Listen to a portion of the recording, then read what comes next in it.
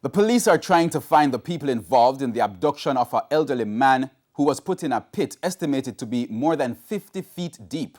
The police learned of the incident and went to Jones Avenue in Spanish Town, St. Catherine to find the elderly man.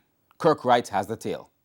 Our information is that last Thursday, the elderly man's car, a Nissan AD wagon, was stolen and the thieves took him to Jones Avenue in Spanish Town where he was dumped in a pit. It's over 55 feet deep. We also learned that when the police arrived at the location of the pit on Jones Avenue Sunday morning, a man who was seemingly guarding the elderly man fled. Then it was time to pull the man to safety. For the firemen, that wasn't an easy task.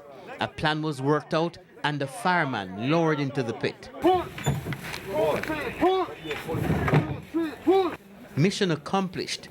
After 3 days in a pit, more than 50 feet deep, the elderly man was finally out and exhausted.